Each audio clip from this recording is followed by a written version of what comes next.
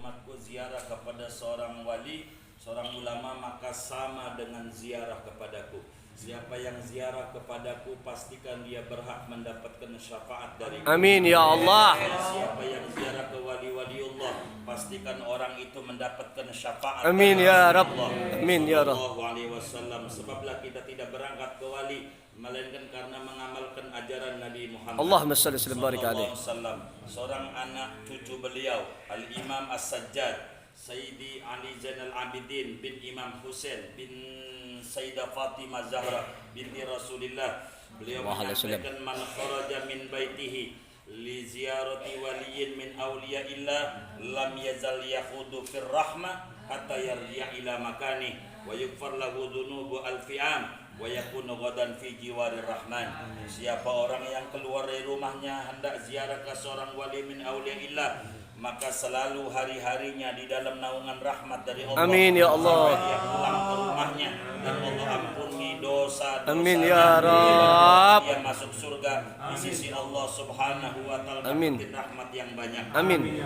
Al-Imam Muhammad Al-Bagir pernah berkata, kata beliau, walau alimaz zair liman yazur wa malahu min ajri lamasa walau ala ajfani ainaihi iwadon an qadamaihi.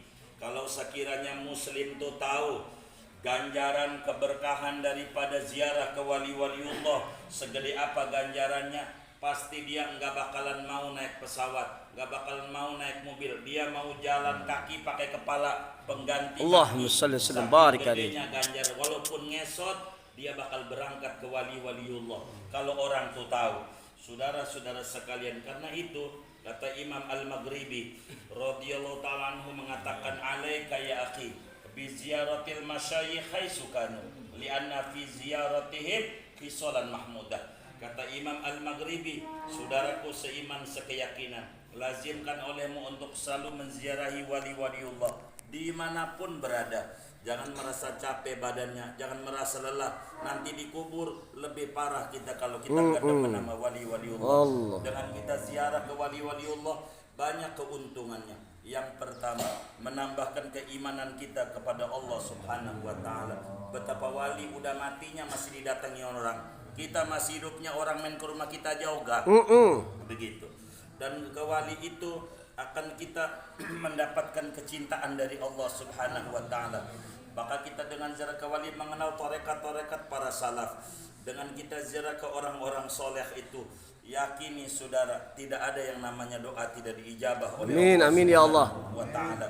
Karena itu berbahagialah orang-orang yang demen ziarah kepada wali-waliullah. Al-Imam Ibnu Adlan radhiyallahu ta'ala an, guru daripada Sultan Agung Tirtayasa, di dalam kitabnya Dalilul Falihin, syarah daripada Riyadhus Shalihin, menyatakan min mawatinil ijabah ad-du'a inda doris shalihin.